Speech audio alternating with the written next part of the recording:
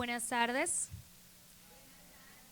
El Instituto Tecnológico de Santo Domingo les da la más cordial bienvenida a la conferencia Dos artistas en contraste. Cómo la poesía y la fotografía pueden transitar un mismo contexto expresivo. Saludamos la presencia de nuestros conferencistas, el doctor José Mármol, Premio Nacional de Literatura 2013, y al fotógrafo artístico Herminio Alberti. De igual manera, saludamos al rector del Instituto Tecnológico de Santo Domingo, doctor Rolando Guzmán, el decano interino del área de Ciencias Sociales y Humanidades, Víctor Hernández, la coordinadora de la carrera Comunicación Social y Medios Digitales, Rosa Alcántara, a los profesores, estudiantes y público presente. En esta conferencia vamos a tener la oportunidad de conocer a fondo a dos prestigiosos profesionales del arte escrito y el arte visual. A continuación, le cedo la palabra a la coordinadora de la carrera, Rosa Alcántara, quien nos hablará acerca de nuestros invitados especiales.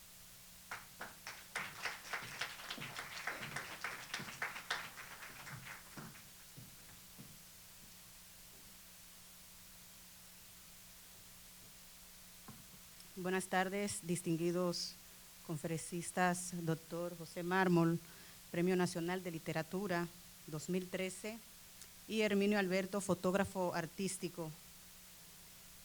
Buenas tardes, maestros, estudiantes, los presentes en esta conferencia magistral. Cuando anunciamos la celebración de esta conferencia y, por supuesto, cuando dijimos los nombres de nuestros conferencistas, varias personas nos preguntaron de cómo el INTEC logró juntar a dos figuras de la literatura y del arte visual, de la trascendencia del poeta José Mármol y del fotógrafo artístico Herminio Alberti. Le respondía, y aprovecho para comentarles a todos ustedes, que todo fue gracias a la gestión del destacado profesional Agustín Cortés, quien es profesor de la asignatura de fotoperiodismo de la licenciatura en Comunicación Social y Medios Digitales de nuestra universidad. Una vez el profesor Cortés nos propuso celebrar la conferencia Dos artistas en contraste, cómo la poesía y la fotografía pueden transitar en un mismo contexto expresivo. El área de Ciencias Sociales y Humanidades de esta universidad acogió la idea porque entendemos que para el INTEC es un privilegio conocer de los propios autores y actores el resultado del libro A través de mis ojos, un proyecto en el que la poesía de José Mármol se encuentra plenamente con la riqueza visual de la fotografía de Herminio Alberti. Y La Casa de Sombras, una obra estética que nace de la complicidad de estos dos destacados artistas dominicanos y la conjugación de la sensibilidad y el talento de estos dos artistas. Conozcamos un poco más a nuestros conferencistas. El doctor José Mármol, poeta y ensayista, nació en Santo Domingo, República Dominicana, en el 1960. Estudió licenciatura en Filosofía en la Universidad Autónoma de Santo Domingo, posgrado en Lingüística Aplicada en esta universidad, en el INTEC, y maestría en Filosofía en un Mundo Global y un PhD en Filosofía por la Universidad del País Vasco. El doctor José Mármol es fundador en 1985 de la colección Egro de Literatura Dominicana Contemporánea, premio anual Salomé Ureña de poesía en el 1987 y 2007, premio Pedro Enríquez Ureña de poesía en 1992, premio Casa de Teatro de Poesía al Premio Internacional de Poesía Eliseo Diego, revista Plural en México en el 1994, miembro de número de la Academia de Ciencias de la República Dominicana desde el año 2007. También fue ganador del Premio Casa de América de Poesía Americana en España en el año 2012, premio de la Academia Dominicana de la Lengua 2012, Premio Nacional de Literatura 2013 que otorga el Ministerio de Cultura y la Fundación Corripio. Profesor honoris causa de la Facultad de Humanidades de la Universidad Autónoma de Santo Domingo en el 2013. También ha publicado numerosos libros de poesía, artículos, ensayos y aforismos. Ha participado en festivales y congresos de literatura en Europa, Estados Unidos y Latinoamérica. Textos suyos figuran en destacadas antologías de la poesía dominicana e hispanoamericana. Su obra cuenta con traducciones al inglés, francés, italiano y ruso. Entre sus obras poéticas podemos destacar El ojo del arúspice, en el 1984, La invención del día, 1989, Lengua de paraíso, 1992, y otros poemas. En prosa, Ética del poeta, 1997, Las pestes del lenguaje y otros ensayos, 2004. José Mármol también se han publicado obras de antología poética Médar Serrata, 2004, Anatomía de un poeta, aproximaciones críticas a José Mármol, El búho y la luna, entrevistas a José Mármol y Viaje hacia el arúspice, relectura de la obra de José Mármol, entre otras obras. Es muy importante destacar que el doctor José Mármol es egresado del Instituto Tecnológico de Santo Domingo y fue por varios años profesor de varias asignaturas de esta academia. Démosle un fuerte aplauso al doctor José Mármol, con una trayectoria y un currículo bien amplio. Así es que lo dejamos ahí porque hay muchos más éxitos alcanzados por el doctor José Mármol. Herminio Alberti, nuestro fotógrafo artístico, posee una experiencia de más de 47 años en las áreas de mercadeo, publicidad, ventas, servicios y operaciones de mercadeo. Es licenciado en mercadeo. Desde el año 1993 se desempeña como consultor de mercadeo, egresado de nuestra universidad con un posgrado en comercio exterior en 1996, diplomado en fotografía narrativa, discurso y formas de hacer, Centro de la Imagen, diplomado en cine y artes visuales por la Universidad Católica Santo Domingo. Posee también estudios en arquitectura de la Universidad Católica de Washington, D.C. En el año 2003, el profesor Herminio Alberti recibió el título de profesor honorífico de la Universidad Católica Santo Domingo, otorgado por esta universidad. De la misma institución recibió el título Pionero del Mercadeo en la República Dominicana. Ha sido catedrático de Mercadeo Estratégico en esta universidad, en el INTEC, así como también en la Universidad Católica Santo Domingo. Herminio Alberti es coautor del libro 20 años de mercadeo en la República Dominicana y autor del libro Iniciativas de Píndaro, en el que recoge sus primeros 152 artículos quincenales con su personaje Píndaro en el periódico Hoy. Como artista visual en el campo de la fotografía, es el primer y único dominicano hasta la fecha en exponer en el Museo Soumaya en Plaza Loreto, Ciudad México. En él presentó su serie fotográfica En blanco y negro, Casa de Sombras, basada en su libro del mismo nombre. Su fotografía ha sido mostrada en el país en exposiciones individuales y colectivas y ha recibido 21 premios a nivel local e internacional. En el 1977 fue el coordinador general de producción del evento internacional Miss Universo, celebrado en nuestro país.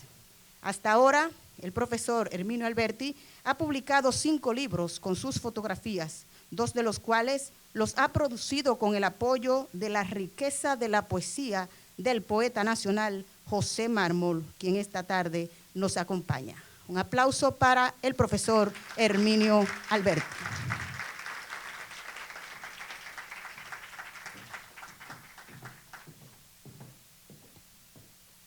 Después de haber escuchado el amplio currículum y trayectoria del doctor José Mármol y del experto en imagen Herminio Alberti, damos inicio formalmente a esta conferencia, empezando por el poeta José Mármol, quien nos expondrá sus ideas acerca de lo que ha significado para él hacer esta unión de su poesía con la fotografía.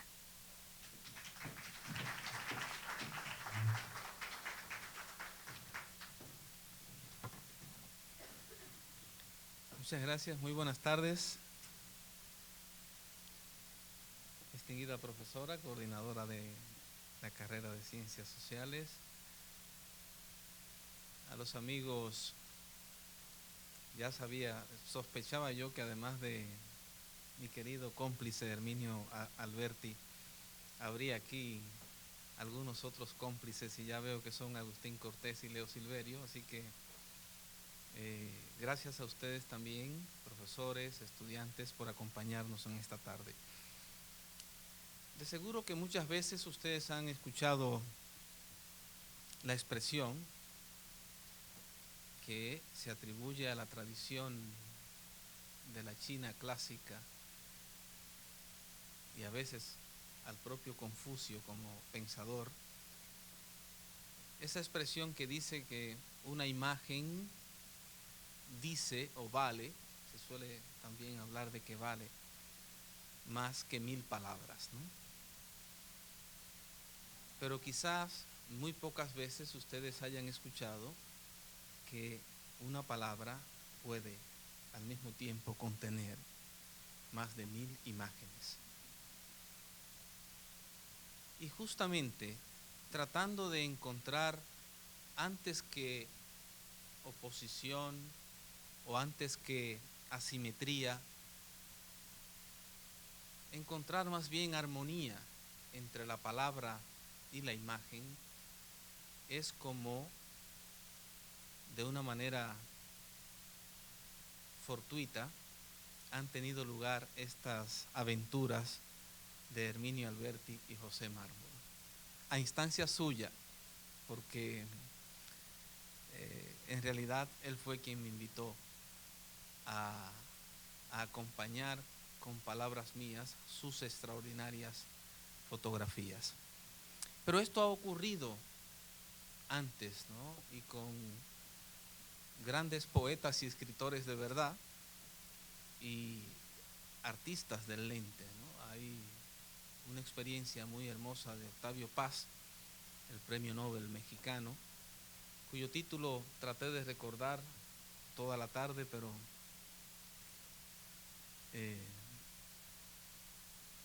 no he logrado. Pero es un libro que tiene fotografías y textos de Octavio Paz. Y hay 2 volúmenes, un libro en 2 volúmenes de Julio Cortázar, que se titula Último Round, en el que él va jugando con fotografías,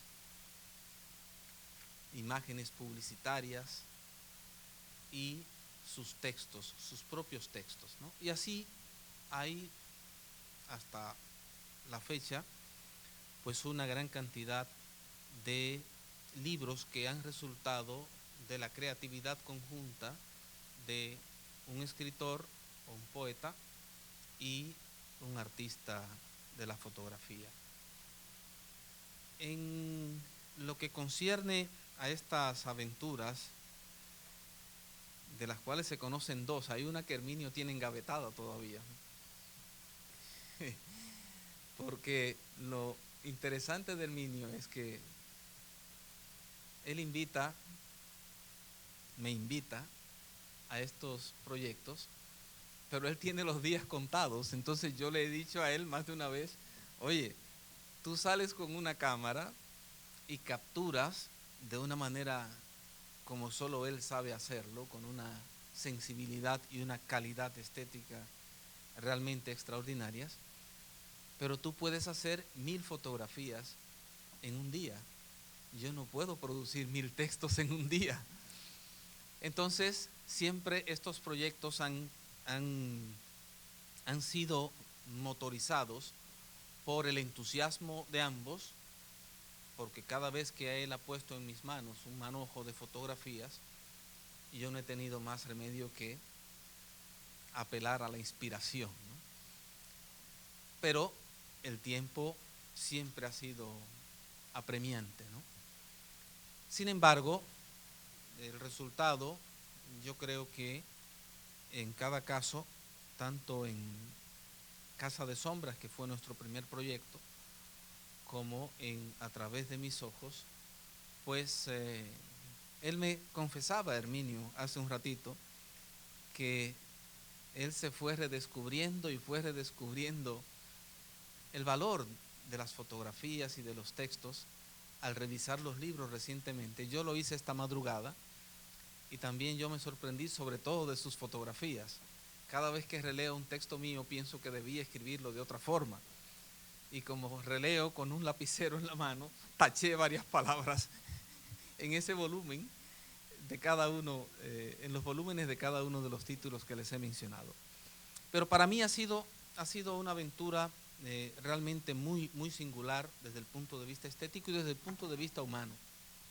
Porque el primer proyecto, Casa de Sombras, Herminio me llama un día a mi oficina y yo pues converso con él y me dice, quiero cruzar por allá para llevarte algo. Y me llevó un álbum fotográfico de un trabajo que él había hecho en la casa de caoba del dictador Trujillo en San Cristóbal, ¿no? Muchos de ustedes quizás no conocen esa casa ni su historia, que ha sido poco escrita de hecho, Investigar acerca de esa casa es un misterio todavía hoy día, cuando la sabiduría popular, cuando la historia no escrita, pero tan importante como la escrita, sabe de las cosas que allí acontecieron y en su mayoría eran horrorosas, eran realmente lamentables, ¿no? Y bueno, yo me quedo con el paquete de fotos y recuerdo como ahora que debía ir a Puerto Plata a una actividad similar a esta, a dictar una conferencia, y me fui allí con mi esposa y llegamos un viernes en la tarde. La actividad era el mismo viernes, en la tarde. Llegamos al hotel en la noche y yo tomé las fotos y cuando fui deteniéndome en cada una de ellas, en la noche y en la madrugada, pues yo suelo escribir a mano en unos papelitos pequeños. Se me acabaron los papelitos y fui al restaurante que estaba abierto desde la madrugada, pero no había nadie, y me robé un paquete de servilletas y allí seguí escribiendo los textos que cada una de las fotografías me iba motivando, ¿no? Claro, esa es simplemente la primera impresión, ¿no? Entonces luego viene el proceso de pulimentación, el proceso de tachadura, ¿verdad? Y de agregar o quitar palabras en cada uno de los textos, ¿no? Pero fue para mí una experiencia realmente reveladora. Investigué acerca de esta casa de caoba de Trujillo, una de las dos que están en San Cristóbal, ¿no? Que imagínense ustedes, en aquellos tiempos fue construida alrededor de los años 40. Es un búnker prácticamente, ¿no? Porque es casi toda vaciada en concreto armado, en 3 pisos, cuando aquí la mayoría de las casas eran de yagua, de zinc, de madera. 3 pisos, revestida completa en madera preciosa, en caoba, ¿no? Completa. Y claro, allí pues el tirano ofrecía a sus esbirros y a sus cómplices las famosas fiestas, ¿no? Pero también allí solía llevar a las víctimas de su mítico, ¿verdad?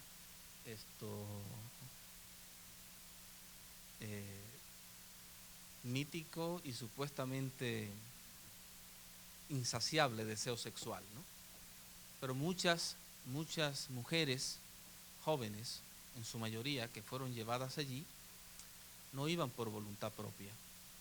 Y ahí es donde está el escarnio, ¿no? Ahí es donde está lo que duele de esa historia. Les voy, para darle la palabra a Herminio a contar algo muy breve y que es para mí lo más desconcertante todavía hoy día de la historia de Casa de Sombras como libro, ¿no? Porque más tarde hablaremos, tú lo tienes. Vamos a empezar con ese, pero termino con, sí, o bueno, o digo algo de ese y ya. Digo algo entonces, ustedes ven que Herminio dirige.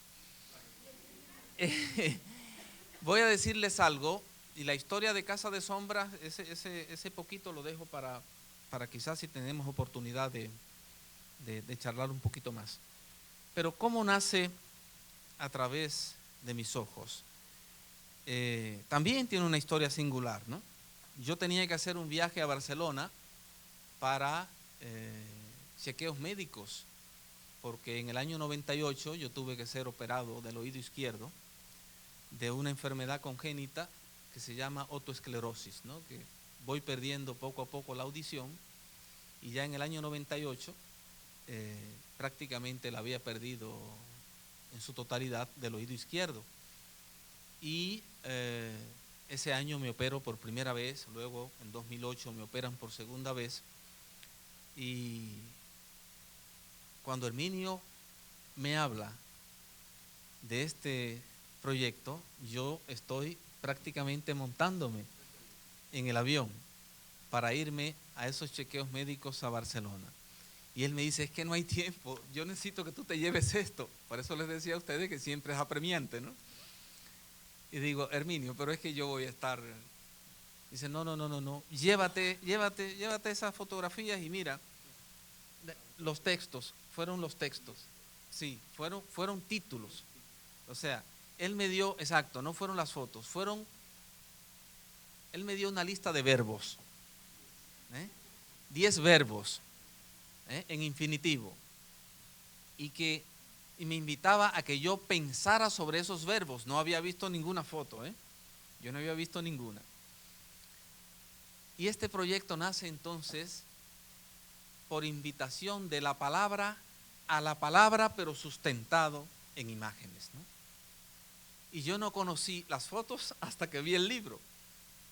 De modo que fue algo realmente muy, muy imaginario, ¿no? Como tienen que ser estas cosas en poesía, en literatura, ¿no? Me llevé mi lista de verbos y obviamente para cumplir con el escaso plazo que él me había dado, empecé a escribir desde el avión, desde que me monté aquí en el avión, y ya cuando tenía varios días en Barcelona, pues en el hotel revisaba, iba al hospital, volvía, revisaba mis textos, y cuando regresé a Santo Domingo ya le envié los textos, y entonces no conozco las fotos sino hasta que me envíe el libro, ¿no? Pero fue interesante porque me forzó a imaginar más allá de lo que el pensamiento, porque estos son textos más que poéticos, son fragmentos de pensamiento los que hay a través de mis ojos. Siempre está, por supuesto, el soporte, el fuelle de la poesía, pero esta vez no son como en Casa de Sombra, que sí son poemas, sino fragmentos de pensamiento. A mí, en realidad, lo que, además de la invitación de un gran amigo, que es Herminio Alberti, y un gran artista, a mí me entusiasman estos proyectos porque yo, con la poesía, con la palabra, lo único que trato es de volver a dibujar, volver a pintar, porque esa fue mi auténtica vocación desde niño. Yo nací aquí en Ciudad Nueva, pero al año y medio mis padres decidieron volver a su lugar de origen, mi padre sobre todo, La Vega, y allí me crié. Y desde los 10 años yo ya iba a la Escuela de Bellas Artes de La Vega. Y tenía talento, decían los maestros, para la pintura, para el dibujo y hasta para la escultura. Pero por las cosas que suelen ocurrir en este país, Balaguer cerró la Escuela de Bellas Artes de La Vega porque decía que allí aquello era un antro de comunistas, ¿no? Y yo con 10 años ya parecía que era comunista. De manera que me vi entonces sin poder canalizar esas energías creativas a través del dibujo y la pintura y la escultura, y entonces me acerqué a la poesía. A la misma librería a la que iba a comprar materiales de artes plásticas, entonces empecé a ir a comprar libros, ¿no? De manera que, si bien es un reto interesantísimo cada uno de esos que me ha puesto mi querido amigo y hermano Herminio Alberti, para mí es volver a esa fusión. Por eso no creo en la disyuntiva de imagen o palabra. Creo en la simetría de la imagen y la palabra. Creo en la articulación de la imagen y la palabra. Creo en la armonía de la imagen y la palabra. Muchas gracias.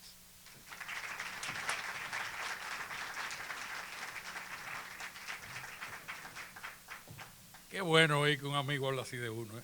Ojalá mi esposa hablara así de mí.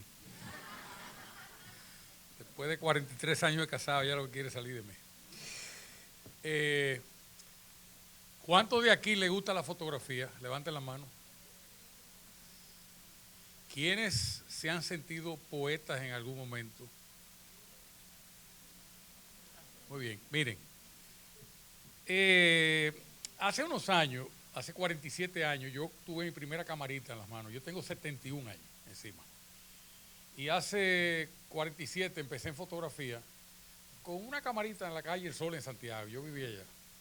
Y me gustaba, de ahí mamá me regaló una camarita más cara, mejor, alemana, y seguí cultivándolo, pero para mí, o sea, era el rollito que se le metía en la cámara y se gastaba muchísimo, y yo no tenía el dinero para gastarlo así.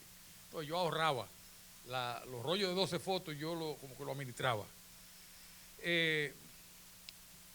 Empecé en serio cuando cumplí 60 años. Yo me senté en mi casa y le dije a mi señora, digo, óyeme, yo necesito algo para que tú no me botes de aquí, entretenerme con algo en mi tercera edad.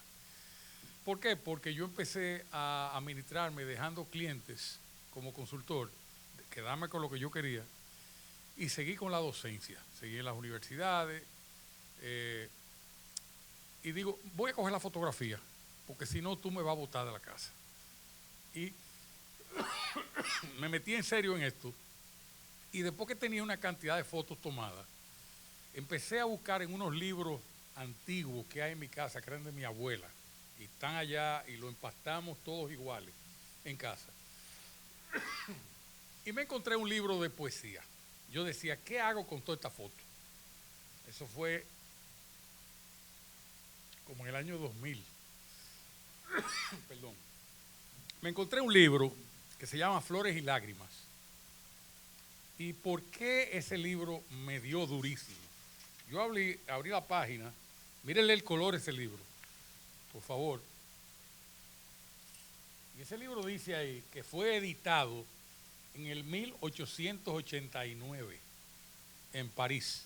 Esta es una copia original, una impresión original que está en mi casa, de Domingo Ramón Hernández, que es uno de los principales poetas venezolanos. Fue en su época el mejor que había.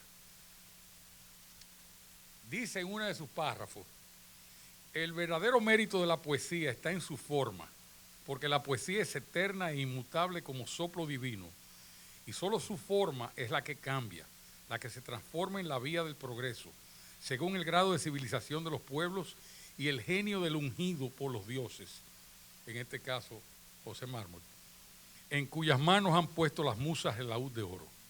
De modo que las obras de un poeta son el reflejo de la civilización de la sociedad en que vive, el espejo de sus costumbres que ensalza o condena, de sus grandes hechos que celebra, de sus desgracias que llora y de sus esperanzas que canta.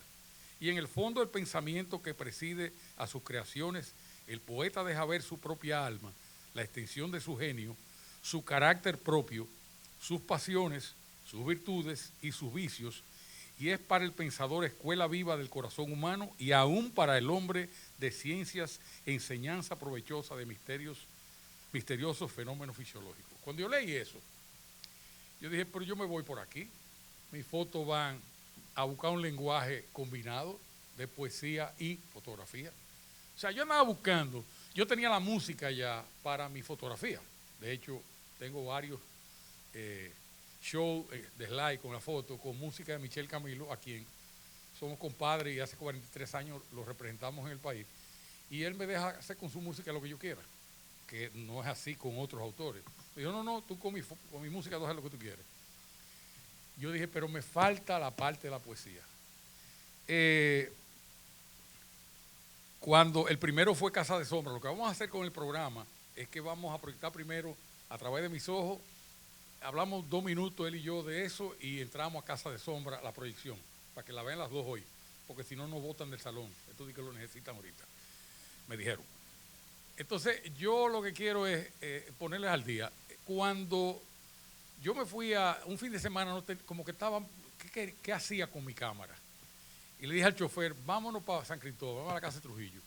Mi esposa resulta ser ahijada y prima de Salvador Estrella Sadalá, que fue uno de los que mató a Trujillo en el malecón. Y yo, de que me casé con ella, le dije, yo tengo una deuda contigo, algo yo tengo que hacer con esa situación. Encontré en ese momento que la cámara y lo que yo veía a través de la cámara, la imagen, acuérdense que la fotografía es luz. Y la luz que yo quería percibir era la luz que me daba el ambiente que me recordaba la época de Trujillo. Yo quería vivirlo eso. Me metí 3 fines de semana en la casa de Trujillo y yo no conocía a ese señor que está sentado ahí. Y yo decía, ¿cómo yo llego a Hochi? Yo pedí el teléfono de él en el banco y fresco al fin, santiaguero al fin, lo llamé. Aquí están sus asistentes, yo me metí por abajo y por fin me consiguieron la cita. Y me llevé 87 fotografías que eran preparadas como de 600 y pico de fotos, cogí esas, se las llevé impresas a él en un binder, eso que venden en la librería. Eso es para los que quieran hacer proyectos aquí en la universidad, que puedan hacerlo sin problema. Los imprimí en una librería, 8,5 por 11, en papel de fotografía, y se lo llevé y digo, yo quiero que cuando tú tengas tiempo, tú veas eso. Me daba vergüenza que lo abriera antes de mí, digo, después tú lo ves, porque ya al nivel que estaba, yo dije, yo soy un chivito alto de jobo que no me voy a poner al lado de él. Y me fui del banco.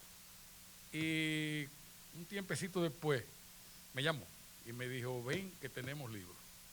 Él se había ido, escribió en su servilleta todo lo que iba a escribir, todas las cosas.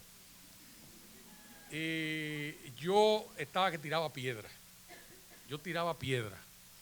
Y en la preparación del PDF del libro, la organización del libro, yo decía, pero ¿y cómo vamos nosotros a pagar ese libro?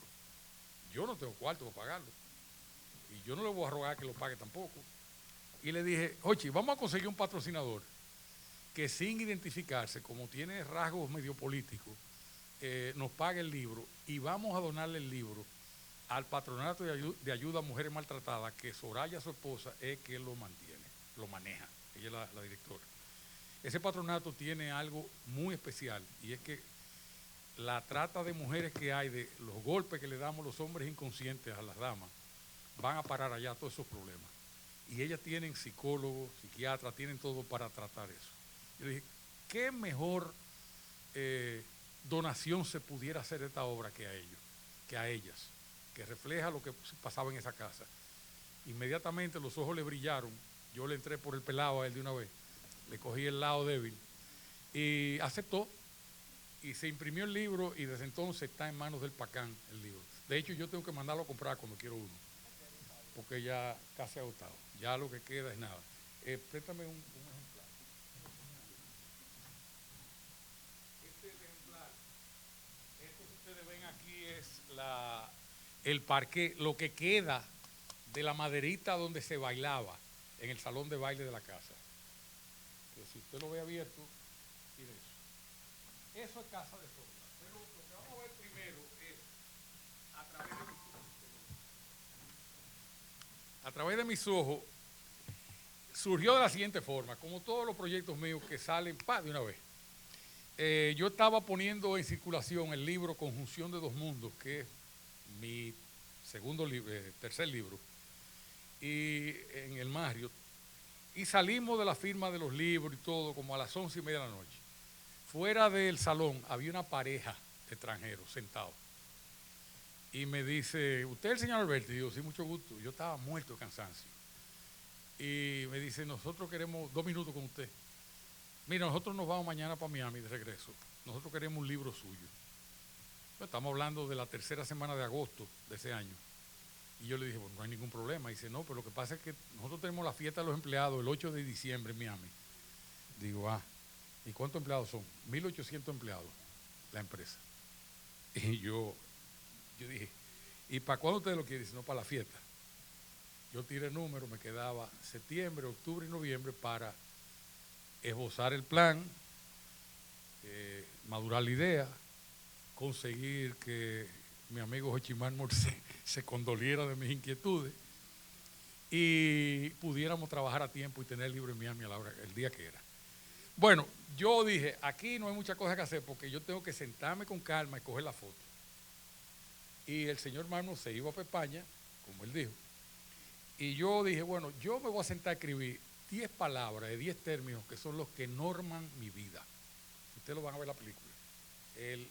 Cada capítulo tiene una palabra, la palabra que él dijo. Y me senté y lo escribí.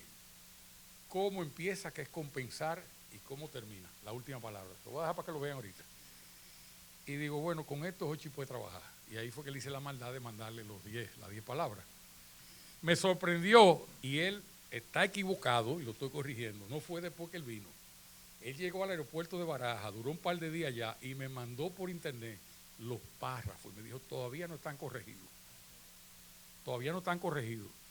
Yo me enamoré tanto de esos textos, que yo me senté y amanecí 2 días con Cuti Reyes, que es que me diseña todo, me diagrama todos los libros. Y Cuti, vamos a coger todos los discos duros míos de fotos y vamos a llenar esto. Duramos 2 días y pico, y el libro, la estructura del libro estuvo hecha en 4 días, desde que se recibió eso. Que es este libro que está aquí, que tiene 198 páginas tiene, entera, que lo vamos a ver ahí ahora. Como se hizo tan rápido y Jochi estaba tan restablecido de su operación, yo no tan animadito después que se lo dije, yo le dije, mira, tengo una hora en una sala de grabación, yo te necesito. Me dice, ¿para qué? Digo, vamos, yo quiero grabar la voz tuya, los textos que tú escribiste. Me dice, ¿cómo? Digo, sí, mira, a tal hora, en tal estudio de grabación, te necesito allá. Y fue. Exacto, 5 minutos antes me apareció, pusimos un micrófono y todo, y lo grabó sin repetir una palabra. Yo me quedé chocado. Y Mayitín, que es el técnico que lo grabó en el estudio, me dijo, Herminio, ese es un profesional. Yo salí feliz de ahí, feliz. Me senté en lo que se trabajaba, en la impresión del libro, que eso toma 10, 15 días, y se revisaba que todo quedara bien, y produje el audiovisual que ustedes van a ver, que lo usamos en el lanzamiento del libro. Vamos a verlo, y después entramos en más detalle en Casa de Sombra, y alguna pregunta que tengan lo hacemos al final.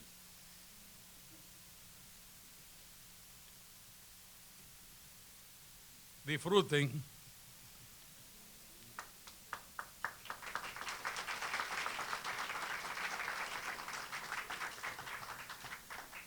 Espérese, vamos a disfrutar porque se puede aprender.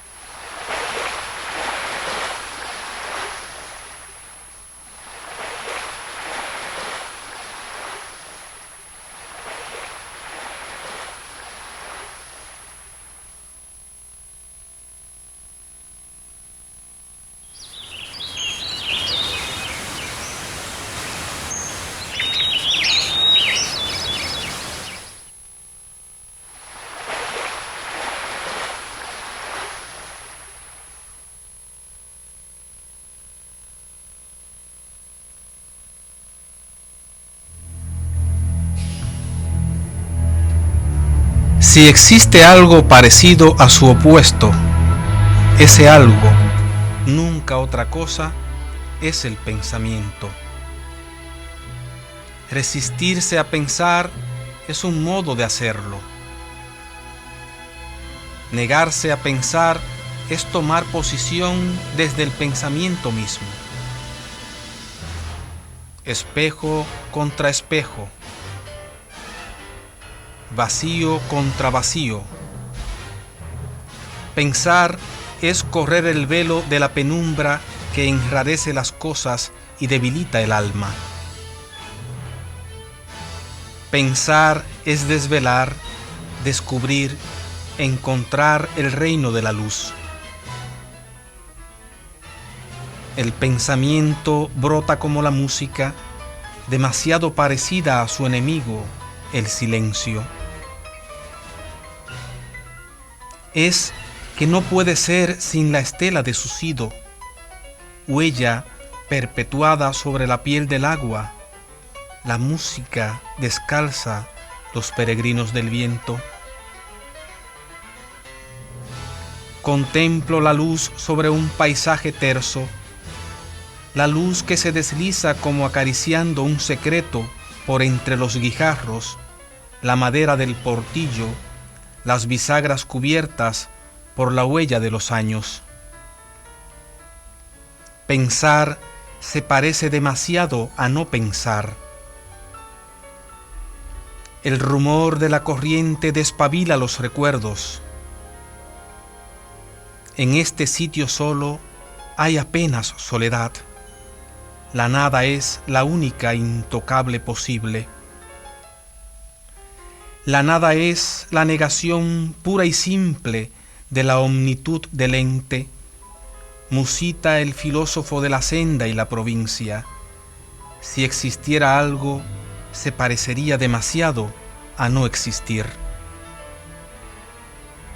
Se le ocurrió a alguien decir que sobrenadar es ir en curso sobre el agua de los tiempos, pero no, sobrenadar es ilusionarse con desandar los insondables espacios de la nada óntica. No pensar en nada es demasiado parecido a pensar en todo, un círculo dichoso contra la ebriedad del sueño. Pensar en que fuera necesario no pensar puede llegar a ser el más claro de nuestros pensamientos.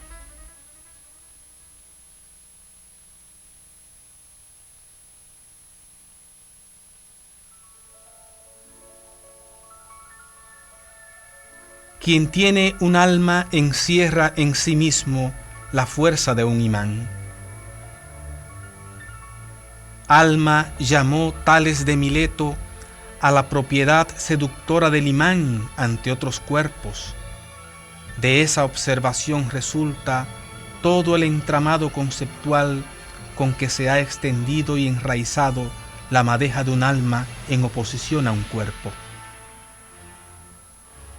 Si encontraras un alma igual a la tuya, el amor se iría en volandas y nada lo detendría. Un alma precisa de no almas que atraer, de combas marinas contra la luna quieta, de alevines que dibujen arcoíris en la sombra. Un alma requiere de otra, pero distinta, para crear y fundar, para hacer que florezca el amor entre sus cuerpos. Escribir es seducir, dice a cada instante el poeta granadino Luis García Montero, mientras evoca su canto la huella de los maestros. Seducir es la dicha insaciable del imán, como nombrar es la misión de las palabras. El alma procura siempre embriagarse de sentido, penetra en los confines recónditos del sueño, hurga en la fragilidad de la línea tenue del horizonte inmóvil. Desciende cada círculo de la senda del purgatorio, toca sigilosa las cuerdas de los valles ardientes del infierno. Sin embargo, tener un alma es signo de escalar sin descanso la cima del paraíso. Tener un alma es ir mostrando una semilla, es ir sembrando un bosque de robles y pinos frescos en la leve sutileza de las nubes, es ir curando llagas ajenas, desconocidas o enemigas. El alma te faculta para sufrir sin dolor. Quien tiene un alma sabe que deberá entregarla al suplicio para salvar el alma de alguien que siquiera se molestó en mirar. El tamaño del alma significa la vida o la muerte de la humanidad.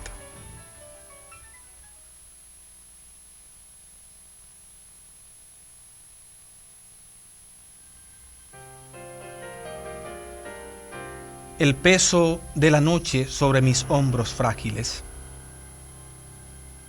¿Has visto cómo pasa distraído el búho de Minerva sobre la oscuridad inmensa del paisaje del mundo?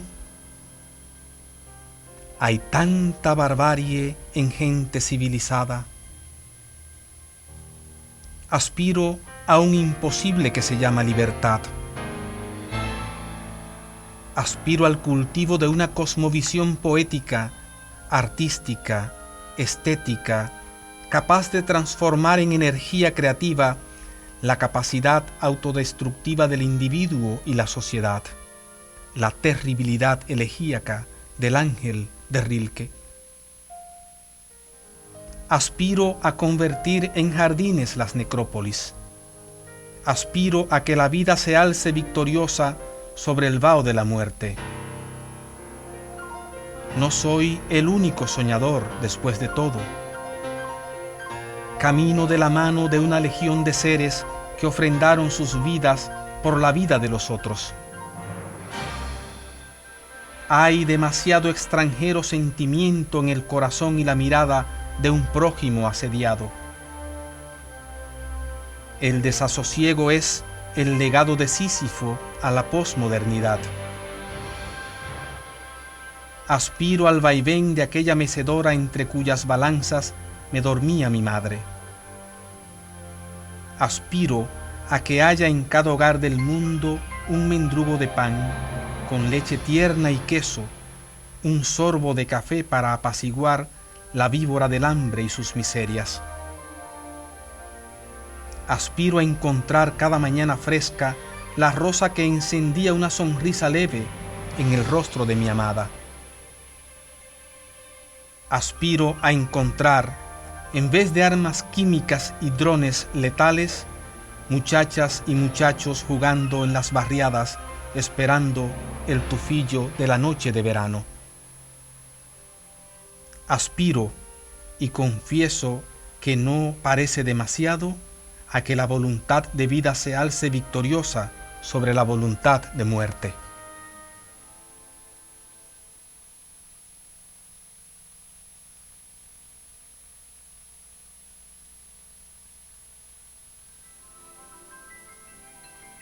Lo contaba el maestro en una tarde aciaga. Advertencia quiso ser y sin embargo impuso la duda a sus dominios. No descubras, porque puede no haber nada, y nada no se vuelve a cubrir, dice la voz de Antonio Porquia, fija como un cuadro en el muro de la verdad. Quien descubre inventa, desvela, desoculta, hace piruetas mudas con estridencias de hule. Quien descubre mata lo que no hubo de morir. Y si cubrir pudieras la nada con un soplo, ¿con qué la nada cubro, a no ser con la ternura, la compasión, el ruego? Quien descubre, descorre la cortina del dolor. Escribir es descubrir. La palabra pone al desnudo el pensamiento. La palabra descubre el sentido de las cosas. La palabra se descubre como plenitud del sentido. Descubrir es correr el paño que escondía el latido de lo cierto. pero descubre también aquel que ha sido capaz de desvelar el tedio que ahogaba una sospecha. Descubrir es encantar las huestes que vigilan la claridad del día y la sombra de la noche. Descubrir es despertar. Pero descubrir, ¿no es acaso soñar? El pulso de las cosas lo señala la vigilia. Descubrir es entonces vigilar. Es la mirada atenta sobre la mansedumbre de lo que aparecerá. Sin descubrirme a mí mismo, no podría jamás encontrar a los demás. Descubrir es también comunidad de hallazgos, concierto, convergencia. Quien descubre, arriesga, porque la certidumbre es un guiño del misterio.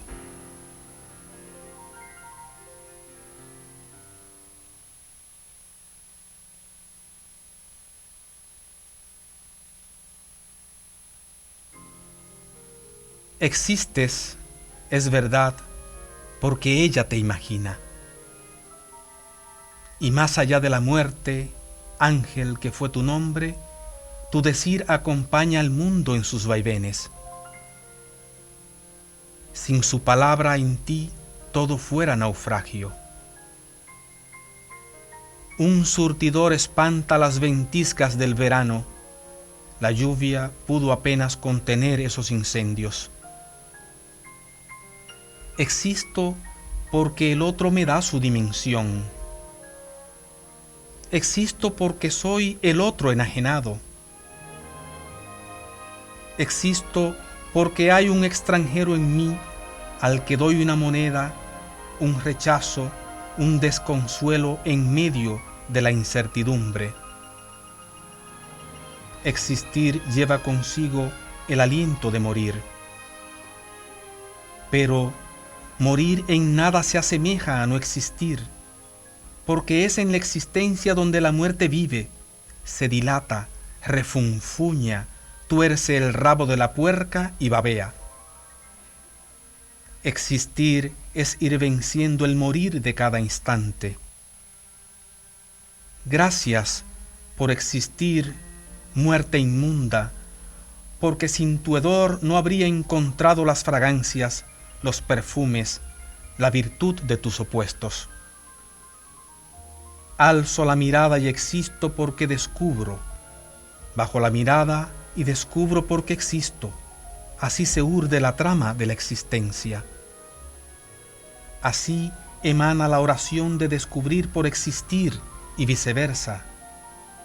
La mirada provoca la existencia de las cosas. El contraste va hacia un extremo. Es en los matices donde habita el significado verdadero y profundo de existir.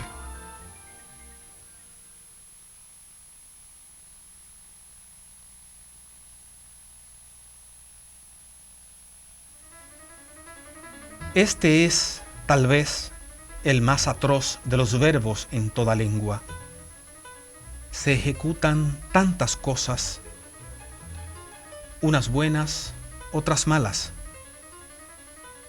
Y lo peor, se ejecutan también las que liberan de extremismos al bien y al mal, las que se saltan el muro del maniqueísmo, del fundamentalismo, del dogmatismo y la ortodoxia. La ejecución resuelve el llamado de la muerte. La transforma con eficacia del estadio de lo latente a la vertiginosidad de lo patente. La ejecución es estandarte de la cultura de muerte. El patíbulo es el atrio donde se pasea la parca. Ejecutar es sinónimo de depredar, porque en tiempos de oprobio como el nuestro, la autodestrucción parece el sino de la vida. Pero, y esto es una dicha, después de tanto horror, al verbo ejecutar le brotan otras aristas. Ejecuta el pianista un preludio de Chopin. Julie ejecuta con su pincel despacio, como se camina hacia lo perpetuo, una línea de luz en la ribera de Lozama.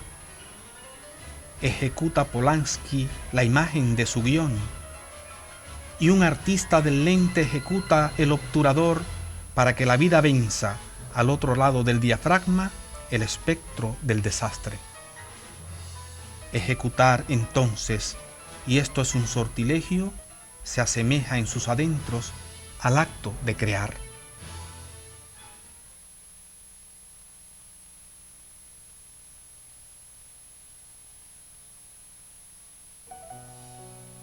El hombre ha seguido siendo un lobo feroz contra el hombre mismo, su semejante, su idéntico, su opuesto, su víctima de la mayor vileza.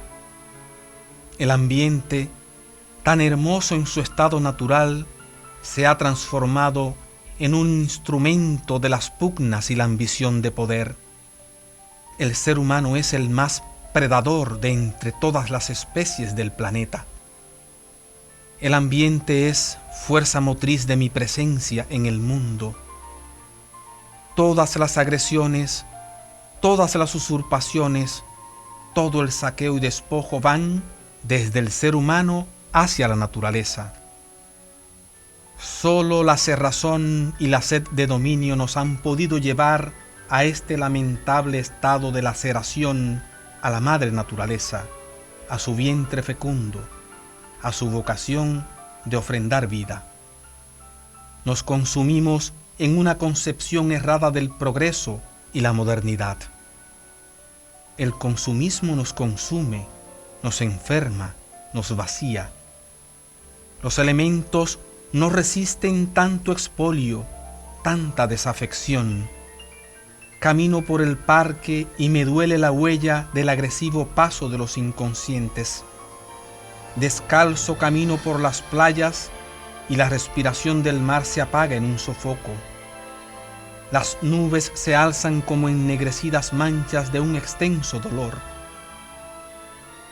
Los ríos se silencian y bajo los puentes solo quedan piedras álgidas y laderas con hierba resecada, moribunda, estéril.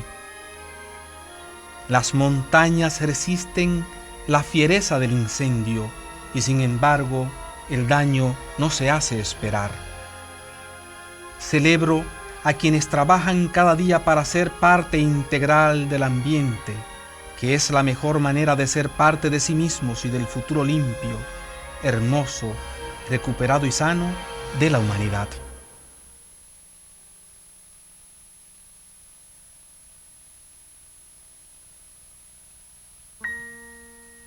Si se aprende a valorar lo pequeño, se tendrá valoración precisa de lo enorme. La veneración es dueña del detalle. Lo grandioso de la vida resulta de pequeñeces. Nuestro mayor error es no haber aprendido a valorar la vida misma, su carísimo sentido de lo único, de lo irrepetible. La vida es un soplo, algo tan pequeño. Este amanecer de hoy es único. La luz escondida tras el visillo de la llovizna que se agolpa en tu ventana es irrepetible. La flor que reverencia la mañana por el peso inadvertido de una gota de rocío en su costado es única, a pesar de la belleza y colorido del jardín. El juego de formas en el paso de las nubes nunca se repite. El murmullo del río verde, mientras lavan los peones el vientre de las yeguas y los artefactos del arado, es inigualable. La oración del creyente a la hora de completas, si bien recalca las palabras, en cambio no repite su sentido. Los vehículos que pasan, como cola inacabable de serpiente, por la avenida Gran Vía de las Cortes catalanas, en una procesión ya sin santuario. Eso y la sospecha de la luz en la mirada quieta de Sorolla hacia el mar Mediterráneo, esos dones, te digo, entre una multitud que se desplaza por el Paseo de Gracia son irrepetibles. El aroma del pan salvado del horno, la música llenando los rincones del entorno, la muchacha que urge su belleza en el espejo, el obrero que apura el ornato de las calles, la desdicha perdida en naufragios de amor, el niño y su mochila verde y negra camino de la escuela en el otoño, el recuerdo de los sabios consejos de mi padre. Tanto, tanto más que valorar y sin embargo hay demasiado duelo, demasiada impiedad en esta triste forma de vivir con que morimos.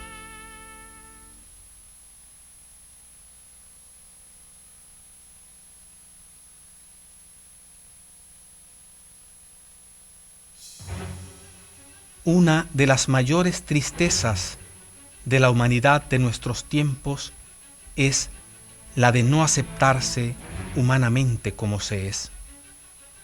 La inconformidad se hace parte del impulso inducido a consumir. La necesidad se ha hecho imprescindible y el culto al mercado es la nueva religión. No aceptarse como se es ha devenido escena del teatro de la vida en la modernidad. La necesidad y la duda son el fundamento de la angustia que condena a los seres de hoy a la tristeza y el delirio. Si nos aceptáramos a nosotros mismos, el instinto de muerte sería inferior. Si nos aceptáramos como somos, tendríamos un mayor sentido del goce, del disfrute, de lo justo y del milagro generoso de la vida.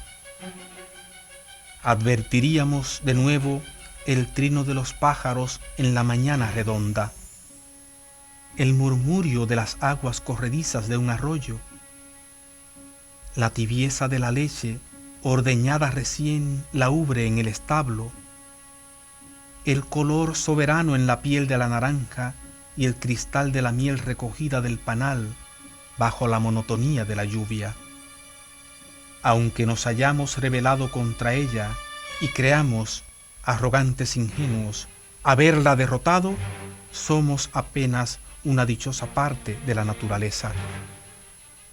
¿Por qué habría de pensarse que construir la cultura obliga a destruir lo natural? Naturaleza y cultura se aceptan como son. Si nos aceptáramos como los humanos que somos, comprenderíamos que existe una forma de progreso distinta a la autodestrucción, el sesgo étnico, el genocidio y el odio. Ningún cambio ha de importarnos si no se acepta la vida como es.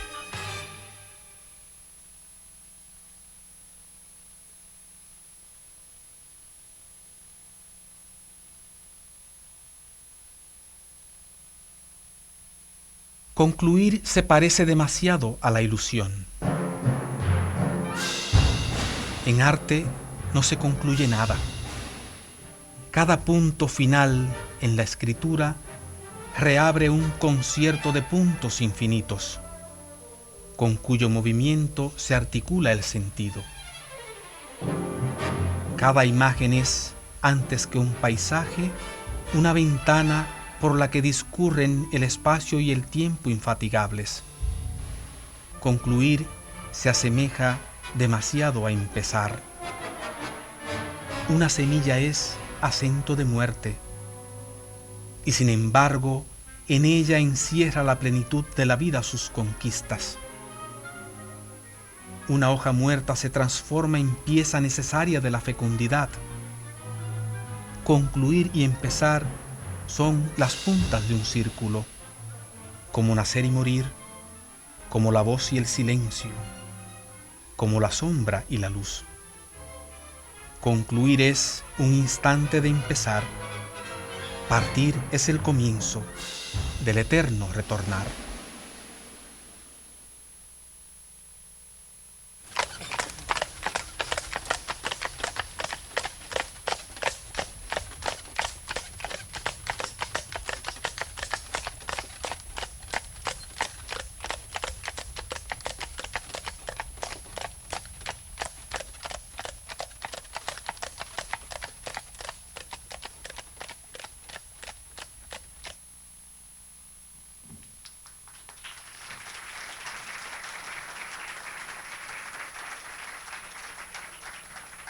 Carlos, dame luz, Carlos, por favor.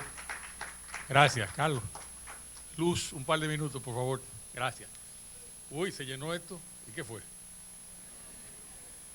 Me recordaron ustedes que tengo que ir a la barbería, que tengo que pelarme ahorita más tarde.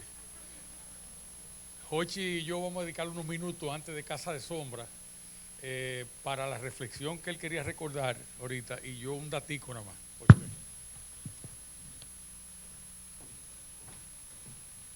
Nos queda poco tiempo, pero lo que quería decir de Casa de Sombras es que la noche en que presentamos el libro en la Sala Ravelo del Teatro Nacional, una prima de mi esposa, que es diplomática y se pasa más tiempo fuera del país que aquí, obviamente, y que además vive en Canadá, nos llama y dice que vio algo en el periódico de un tal Herminio Alberti y su primo, porque nos decimos primos, nos conocemos desde niños, y que quiere ir a ese acto, ¿no? Y va. Y cuando termina el acto, que yo leo un texto que está en el libro, Herminio lee un texto que también está en el libro, Casa de Sombras, y entonces ministro de Cultura, José Antonio Rodríguez, lee su texto. Bueno, pues viene la proyección del video y termina el acto. Cuando salimos, ella me dice, oye, ha pasado algo increíble. Yo, ¿qué pasó? Dice, mira, en el avión que yo venía esta mañana, desde Nueva York a Santo Domingo,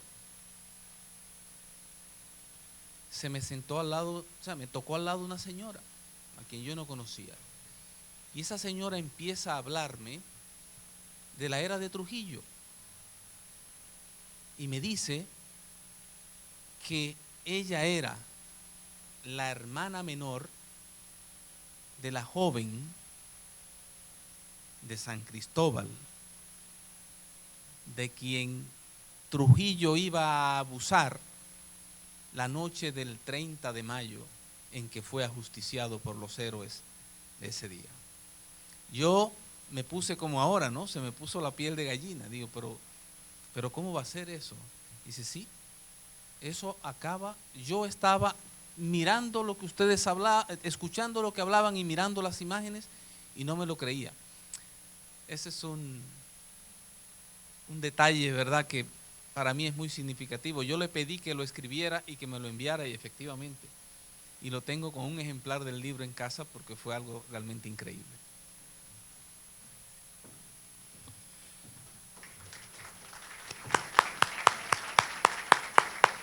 Los aplausos para él, para mí no. Guárdeselo para después. Mire, Casa de Sombras tiene una enseñanza que quiero que les quede a todos ustedes. De hecho, debiera haber sido Casa de Sombras primero por el tiempo en que fue publicado y después a través de mis ojos. Pero por el mensaje que tiene dedicado a todos ustedes los jóvenes ahora que no vivieron la época de Trujillo. Jochi y yo comentamos de dejarlo para el final, para el cierre. Yo espero que lo que Jochi escribió de las fotos mías lo transporten a ustedes a una época que ustedes no vivieron, pero que, ojo lo que voy a decir, si se descuidan chateando todo el tiempo, pudiera haber la oportunidad o la posibilidad en el país que en algún momento en el futuro, a lo mejor yo esté muerto, caigamos en el gancho de una época como esa. Yo espero que ustedes no permitan eso. Vamos a ver la película.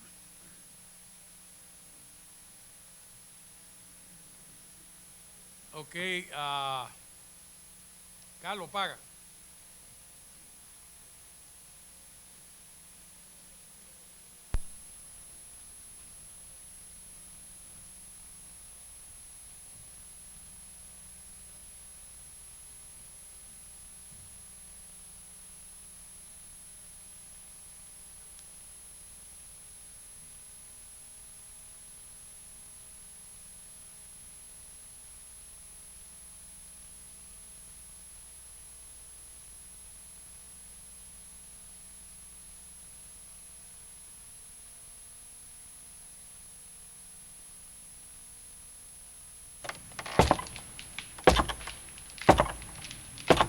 Casa de Sombras.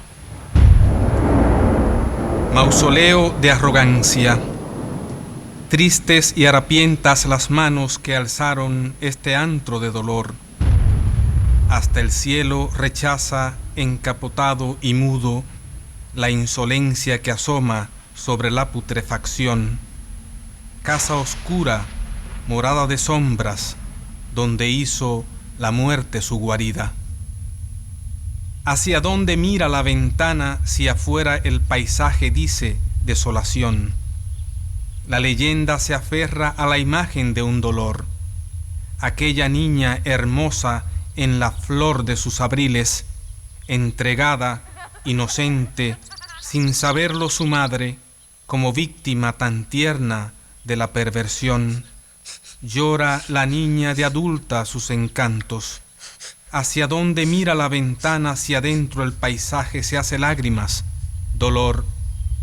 Un coñac brilla como el oro en su pureza, unas manos tambaleantes de morbosa lascivia, una voz que requiebra su timbre sin pudor, un grito estremecido, un cuerpo adolescente despojado de su honor. ¿Hacia dónde ha de mirar esa ventana rota, a no ser a un baldío recuerdo de dolor?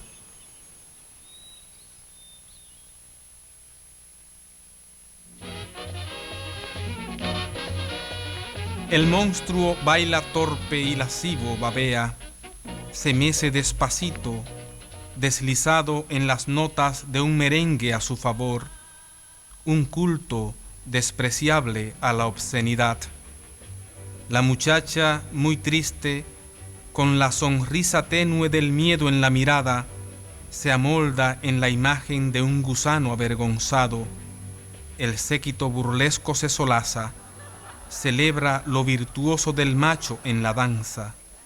Vomitivo el gesto, el susurro, manchados de orín los calzones de lino, y sin embargo, hermoso y erguido el general, para los adulones, sirvientes, los negocios. La noche ha colmado de oscuro la terraza y los jardines muertos de la hacienda destrucción. Es la danza del suplicio para la recién llegada. Hay orgía de panteras en la mirada del ogro, llanto macerado en la costra de sus uñas. Hay un dolor que apesta en sus maquinaciones. Hay desvergüenza y odio en el coro de insensibles. Pero el monstruo dilata la parsimonia ebria del bolero en la noche de la hacienda destrucción. Comba el cuerpo de la hembra y ordena que se alce su miembro como el rayo. Sin embargo, llora, disimula, brota como un asco incontenible el hueco de la nada en sus carnes pudendas. Como una daga imbécil, sin filos suficientes para la herida final, el dolor atraviesa las llanuras de mi pecho. Este poema, entonces promontorio de palabras, su sentido se muda de barbecho a escombro. Esta casa huele a miedo de cementerio, a sombras sin cuerpos arrastrados por su sangre, a cuerpos sin sombras entre muros aplastados. La vergüenza, perra inmunda, se descalza y apoya en resquicios del pasado, un tiempo similar a un país de lejanías. Del escarnio en esta casa fuimos todos culpables, los muertos, los vivos, los que habrían de nacer, el inocente, el héroe, el torturador, el enfermo, el moribundo, el herido de rabia, el cura, el asesino, el gran simulador. A la hora del incendio combustible fuimos todos, y el crujir de la madera lenguaje del designio. Nada sino el odio nos podía redimir, nada sino el odio nos podía despertar. He almorzado en palacio con ella, la dama de turno, y no hubo por qué guardar las apariencias. El poder es deleznable en su desvarío, y sus fines son siempre inconfesables. Una gripe se asoma, el destino me aconseja, caballero, no salir, pero a una dama no se la seduce en vano. El obsequio de un amigo no se ha de rechazar. La casa se disipa en aromas maderables, 2 vasos de coñac sobre el tocador. El mar, apacible a veces, revestía su noche de ciudad en forma extraña. No hay destino que doblegue las huestes del deseo. La limusina empieza a serpentear las olas, confundidas a tramos con luces y metrallas, con la estela compungida de la luna sobre el agua. En la espera, la dama se consume y respira. Todo en la hacienda parece adormecido. La dama se imagina poseída y exhausta en las manos criminales de su macho encantador. La noche, oscurecida por la hondura de la noche, se detiene de golpe la limusina azul. El mar se vuelve fiera entre fieras y ruge. A una dama, pensaba, no se la seduce en vano. El mar ahora es claro y su oleaje canta la ofrenda de la vida de sus mejores hombres. La dama se dice, como un secreto a voces, va de árbol en árbol, de pena en suplicio, mendiga compasión entre los recovecos ilusorios y oscuros de la morada triste en la hacienda destrucción. De niño respiré su vaho rencoroso, la huella de lo fósil que duró años de más. Cuanto recuerdo y veo, cementerio. Todo lo crecido como lacra, cementerio.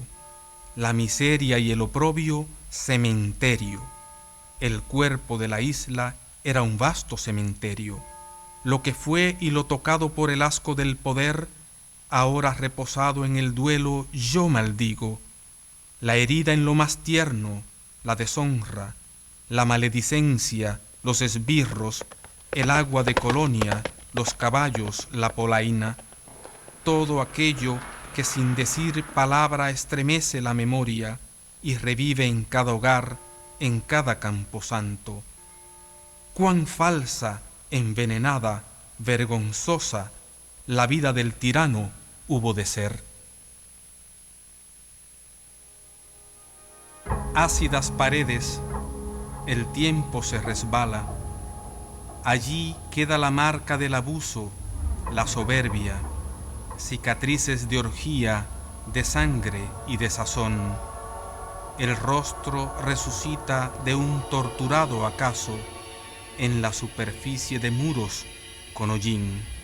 Nobody can stop the flow, but nobody can start it either, me dijo en secreto el poeta Mark Strand. Otra pared decía a la luz de la terraza, Pedro was here, escrito a mano izquierda 5 décadas después. Afuera, el follaje de árboles ya libres, el tiempo se resbala sobre la superficie de la rabia y los sucesos. En la mugre de los pisos, ruta del Comején, ha perdido el tiempo su arte de olvidar. La luz del día imprime a su temprano paso tatuajes de soberbia en el cromo de mi piel. Arropa un sol ardiente, le advertí al artista. Un tolete de sol, contestó con desparpajo. La sombra de un espino me regala su color. Amarillo de la sed, la luz llama su peso. No brota una gota de agua en este infierno. Extiendo la mirada y llora en la distancia el follaje de la caña. Queda herrumbre de carruajes con algo por decir, raíles que fueron tramo a tramo enterrados en las llanuras anchas de pobreza y esperanza. No es lugar esta casa donde la paz descanse. La muerte no pudo ser lugar habitable. Plácido, tranquilo, silencioso el solar, como un parque de tarde infantil sin vacaciones, como una catedral bajo un cielo nublado de pájaros en vuelo circular. Ancha la escalera de mineral precioso, barandas de madera centenaria, decorados fastuosos como guiños del horror. En esta casa tiembla de miedo hasta el temor. Se preparaba mientras la fiesta del escarnio. La jovencita dijo: yo prefiero morir, pero su padre impuso valía en la ocasión, que habita su futuro en la belleza de sus partes. A no ser por la soberbia, el ademán del odio, a no ser por el ansia insaciable de poder, en esta casa halo de ternura pudo haber. A pesar del derroche, orgías y oropeles, la muerte no podía ser lugar habitable. Hay formas de ser en el triunfo y la derrota, líneas como huesos, palabras de cemento. Hay sonidos ocultos en el aire y en el eco de su paso, sordidez.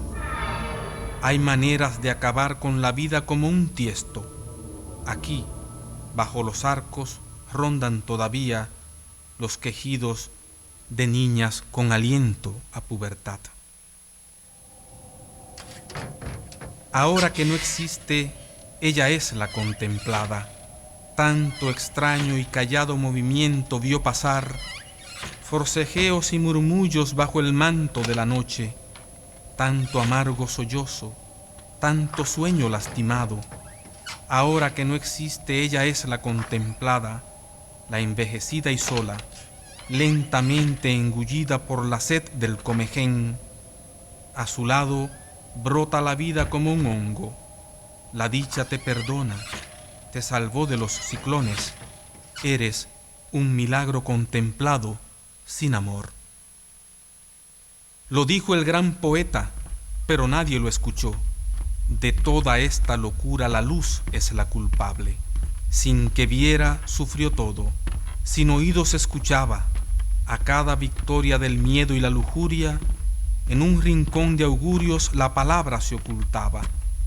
La claridad se pone de la sombra su disfraz, y en el crimen perfecto acaso se descubre la enigmática sorpresa de lo que aconteció. Luz, decía Goethe, quiero luz cuando moría, y sin embargo, canto, apenado y fuerte, de toda esa locura, la luz fue la culpable. El túnel solo cuenta con la luz que lo sostiene. El adentro es lúgubre, el afuera es claro. Este sol caribeño no se cansa de rabiar. Si conspirar hubiese podido el paisaje, si el mar encojonado se hubiese desprendido de su línea horizontal y sus orillas curvas, la hermosa muchacha engañada en la promesa no hubiese pisado este antro de impudor. Si hubiese podido el aire conspirar, la lluvia del paisaje ha lavado el rostro de la ira, nada más. El silencio crecía robusto como un buey. Antonio Cisneros. ¿Por qué pudo el desprecio asentarse como plasta si el estado puro no abriga la estación? ¿Acaso estuvo Dios demasiado distraído, contento, embobado por el canto de los pájaros y la oración del mar? ¿O tal vez la ofrenda sangrante del poder le pusieron debajo del misal como acertijo? La luz se aferra testaruda, obsesiva, en su misión de ir destapando las miserias. Una rendija pienso, una rendija veo, un marco que sostuvo ventanas de esplendor, rostros apoyados en la banalidad, cuerpos laboriosos condenados al silencio. Nada se parece a su pasado como este aire frío de misterio y abandono, este silencio amargo, esta desolación. Si pudiera transmitir lo pensado, lo sentido, sin rendirme a los límites que imponen las palabras.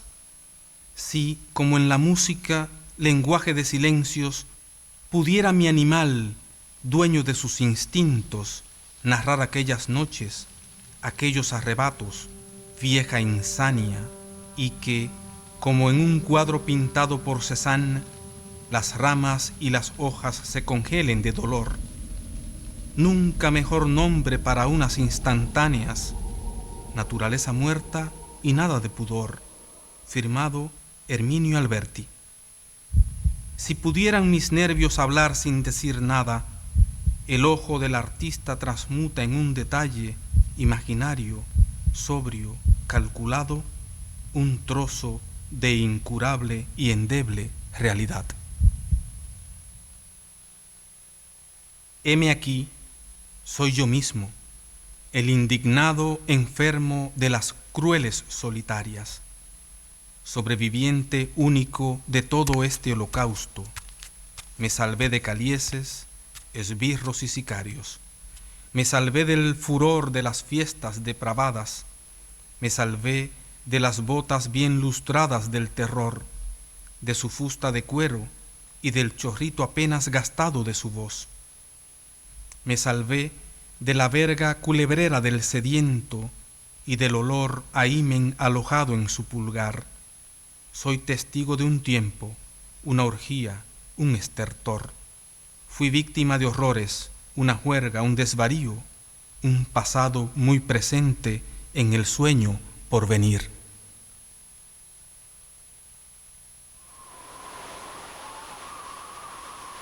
El huracán, bestia de fauces anchas, estremeció con furia las puertas, alambradas, las palmeras y pinos, rosedales y huertos, sacudió de su rabia los muertos secuestrados. Merengues, ron de Haití, licores de Escocia, viandas, asado de cordero, pachulí, limonada y aromas importados corrían presurosos por pasillos y escaleras a la hora lamentable de la orgía y los sollozos. El esplendor tapaba el luto y la miseria. Aquí no quedan más que vestigios de un desastre. Si soplan los muertos de la ira, ultrajados y fieros, los vientos son letales, una racha de hastío, y el tiempo se acomoda entre muros silenciados.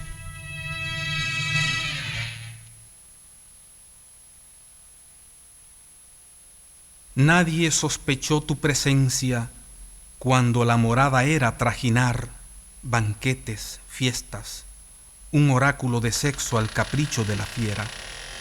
Nadie podía imaginar que vigilabas, que luego de zanjarte con un vidrio las dos venas, estarías allí, reposado entre ladrillos, en actitud de monje arrepentido y solo, esperando de tu niña el perdón por su desgracia. Lloran todavía tus ojos tumefactos, con la mirada fija hacia un rincón del sueño, con la frente de Whitman y la barba de Karl Marx.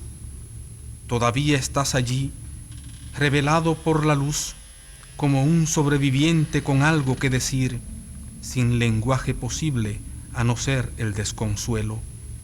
Ella fue vendida a un lupanar extraño, la mataron en alma, en cuerpo y en olvidos.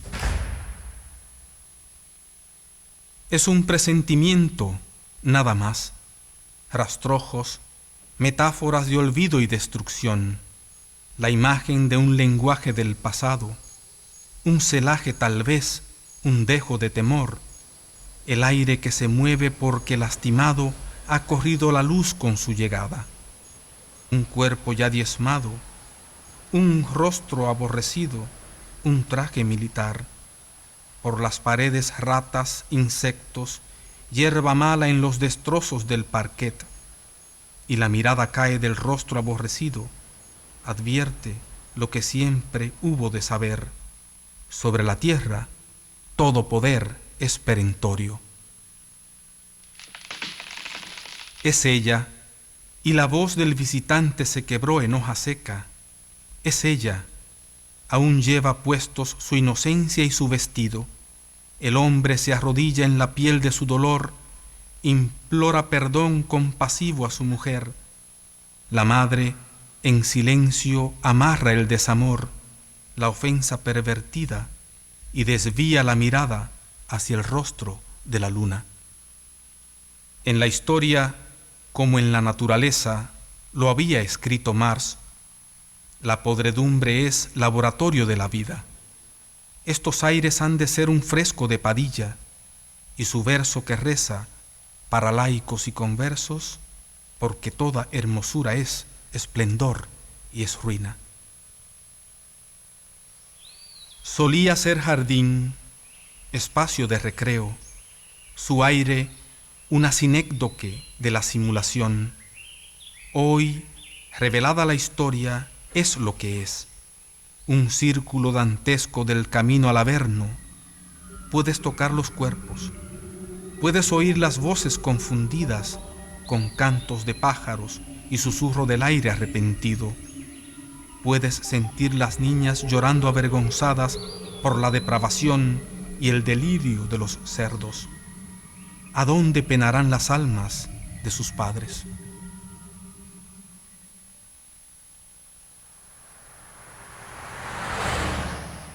No llegó aquella noche el Chevrolet Bel Air azul, alcahuete pálido de los deseos.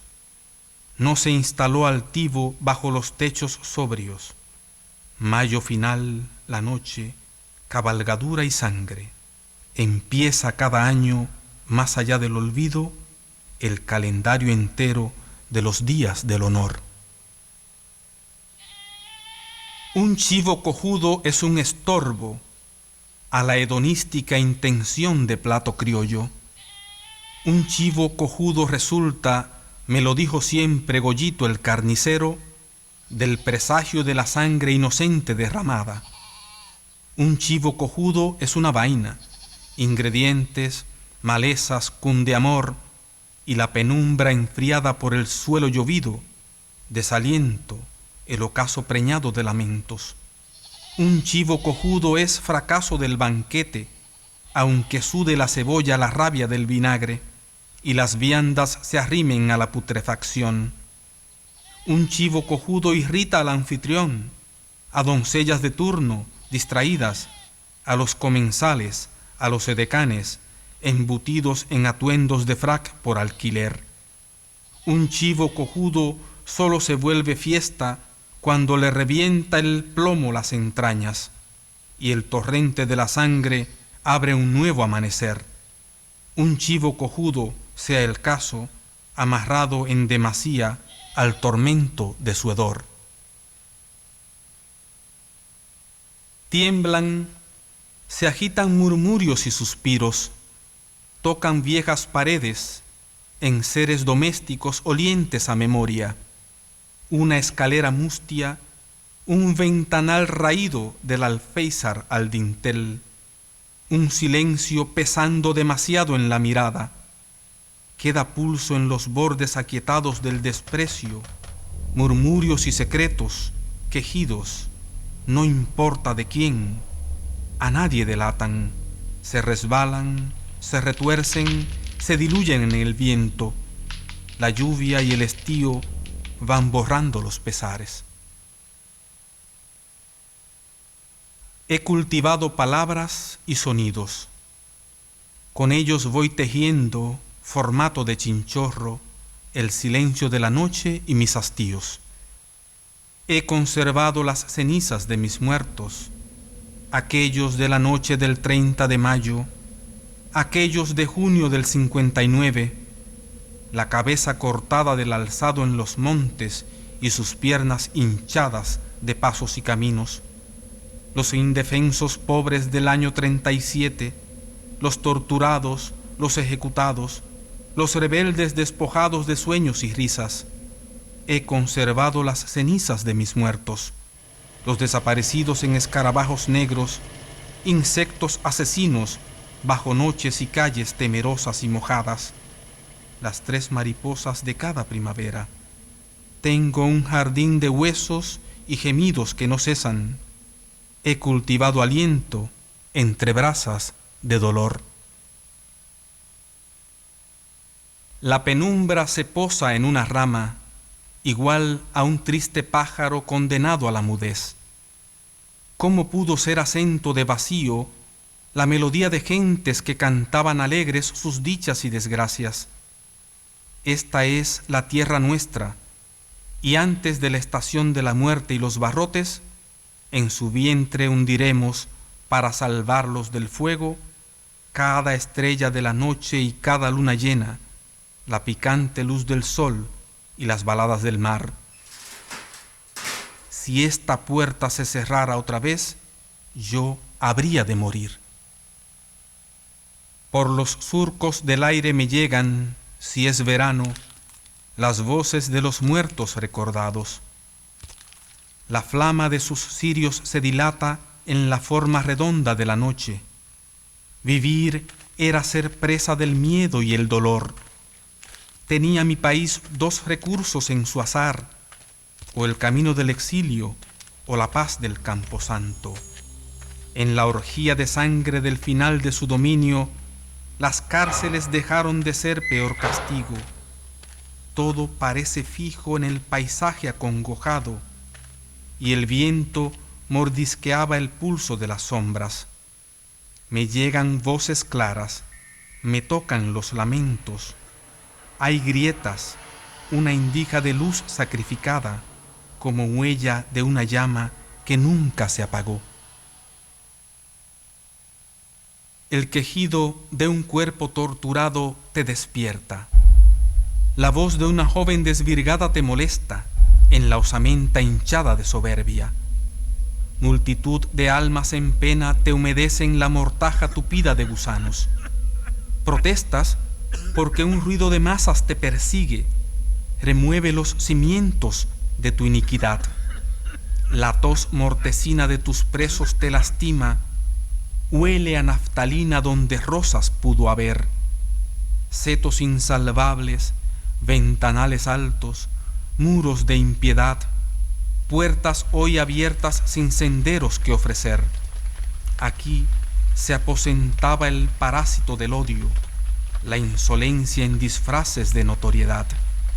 Si la lluvia cayese de otra forma, como el polen en la brisa, como fiesta en los tejados, entonces la desdicha y el suplicio se apartaran de la historia. Hiede a naftalina donde a rosas pudo oler. Pero los huesos recuerdan, aunque se diluya el tiempo. Una lágrima se alza con la luz a su pesar. El viento la entretiene, la disipa, la evapora. Pero los huesos recuerdan y nos hablan su dolor. Un paisaje se abre hacia el final del cielo, allí donde las nubes se liberan de sus formas. Unos árboles resisten desde su fragilidad. La mirada se pierde, como puedes ver, pero los huesos recuerdan, aunque olvide la memoria. Hasta no volver jamás a esa casa de sombras.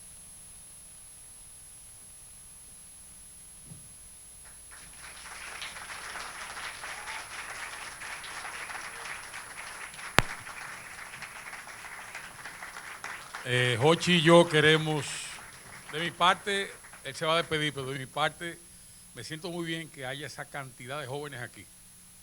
Muy bien. Sáquenle provecho a su creatividad, busquen la forma de utilizar sus celulares, sus camaritas, graben en sus celulares los audios que les interesen de donde toman la foto y traten de retarse continuamente, porque después van a decir, qué cosa, no lo hice cuando pude. Usted tiene la tecnología en las manos y la escuela es Escuela de Comunicaciones y Medios Digitales. ¿Quién más que esta casa de estudios Intec para que ustedes produzcan? Gracias por acompañarnos. Jochi. Muchas gracias.